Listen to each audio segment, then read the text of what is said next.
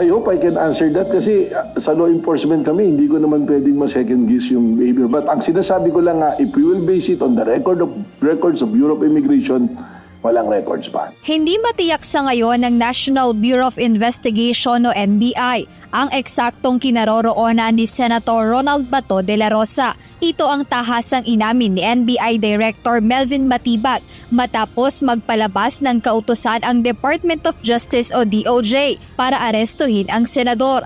Aniya, wala rin silang hawak na impormasyon kung nakalabas na ng bansa si Senator Bato. Aminado rin si Director Matibag na mahirap matiyak ito dahil sa lokasyon ng bansa. You have to remember yung geographical setup ng Pilipinas, di ba? There are a lot of points of entries and exits. Samantala sa isang pahayag kinumpirma naman ni Senator Robin Hood Padilla na siya ang nakasama ng mambabatas sa paglabas ng Senado. Ayon kay Senator Padilla, isinabay niya si Senator De La Rosa sa sasakyan at ibinaba sa Makati. Ngunit hindi na niya umano tinanong kung saan ang tuloy nito. Itinanggi naman ni Senator Robin ang mga akusasyon na itinakas niya ang kapwa senador.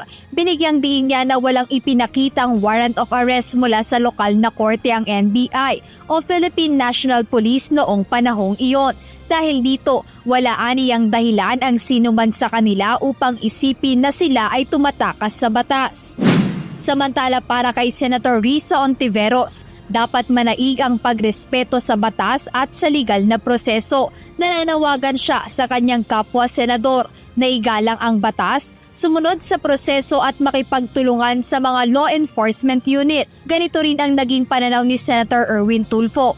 Ayon sa kanya, mas makabubuti para kay Senator De La Rosa na harapin na lamang ang sitwasyon sa halip na magtago. Kung tatanungin mo, siguro para hindi na mahirapan, ika nga na magtatago.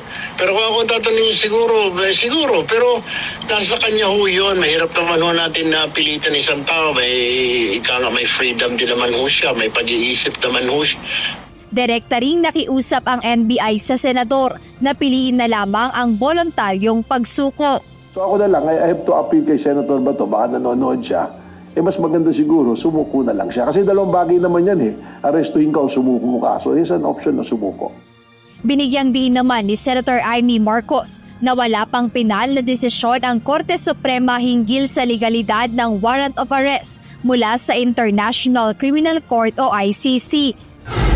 Sa ngayon, ayon kay Senator Amy, tanging ang hiling na Temporary Restraining Order o TRO sa arrest warrant pa lamang ang hindi pinagbigyan ng Supreme Court. Kaya dapat antayin ang opisyal na ilalabas ng Korte Suprema sa iba pang punto na kinwestiyon kaugnay ng jurisdiksyon ng ICC sa bansa. Paglilinaw ng senadora na dahil wala pang hatol on the merits o sa pangkabuang merito ng usapin ang mataas na hukuman kaya hindi pa matatawag na pinal ang hakbang ng DOJ. Sa ngayon mayroon ng itinalagang special teams ang NBI na tutunton at aaresto kay Senator De La Rosa. Jed Neresina, UNTV News and Rescue. Diyos ang aming sandigan, serbisyo publiko ang aming pinahahalagahan.